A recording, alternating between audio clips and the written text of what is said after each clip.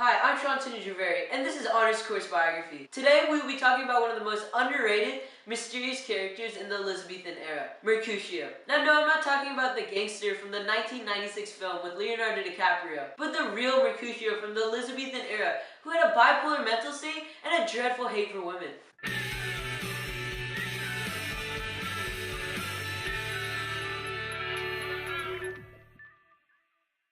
But historians have found what is said to be the first ever primary source about Mercutio, his very own journal.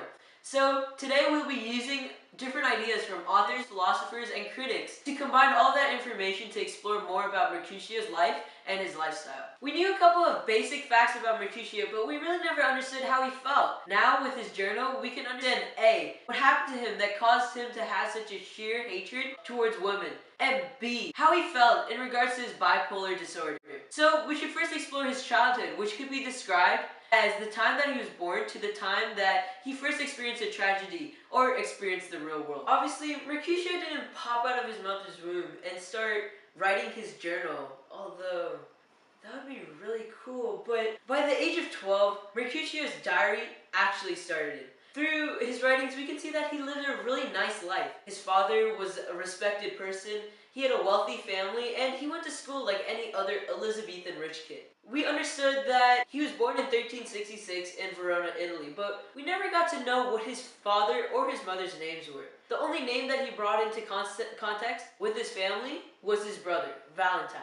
Him and his older brother were the closest of friends. They had so much fun at this period of their lives. But as time went on, their friendship and their connection slowly grew apart, which we'll talk about later. But Mercutio was a really sweet, innocent, and nice boy. He had a vivid imagination and a beautiful play on words. As I said before, Mercutio lived a typical wealthy lifestyle, but how the family became wealthy was not so typical. Mercutio was the cousin to the prince, for Mercutio's father was the brother to the king. Now this relationship between the king and Mercutio's father was better described as a relationship between Mufasa and Scar from The Lion King. Mercutio's father was always jealous of his brother, he lived off of his brother's money, and he never had to do anything for himself. There was no affection in their relationship, just business, but the king, he pitied the family. He supplied his brother with loads of money, and thus the family was rich. Mercutio's father, well, he was living the good life. He had no responsibilities and way too much money. This causes Mercutio's father to drown himself in prostitutes and alcohol, soon becoming an alcoholic.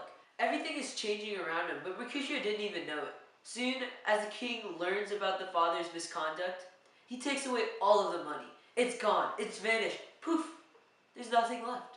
The king stops funding the family completely. Out of anger, Mercutio's father starts to abuse the three family members. This does not stop and happens over and over and over again.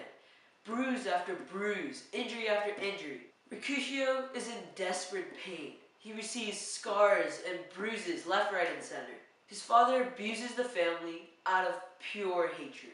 Being the older brother, Valentine finally reaches the age where he can leave. But when he leaves, he doesn't only leave the pain, but leaves Mercutio and his mother out on a limb to be alone with the father, being abused day after day after day. This is one of the darkest times in Mercutio's life. He was beaten, abused, and most of all, mentally harmed. Mercutio constantly described this time of his life as pure pain and grief. Mercutio wanted his father gone, completely gone. But he showed no hatred towards him. No hatred until the father vanished. He just disappeared and left the house. Mercutio's father left when the boy was around the age of 14 years old. But despite all that, Mercutio is in pure joy.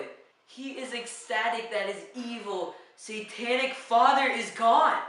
But there's still one person who is not as happy as Mercutio, which confuses him the most: his mother. Because the father had left, there was no source of income, no way to make money, which means that the two of the family members left had no food, no shelter, no water, yada yada yada yada.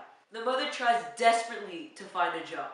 Being a woman in the Elizabethan era, Mercutio's mother could not find a job. Day 1, no job. Day 2, no job. Day 3, no job. Day 4, no job. So, Mercutio's mother resorted to trying to find a husband. Seeing that she was already married, and she was severely traumatized and beaten, no man wanted to take her. You need to understand how hard the family was struggling. Both Mercutio and his mother are severely traumatized from being beaten and abused. Mercutio's father is gone. Valentine, the oldest son, is also gone. There's no way for the family to pay for their expenses.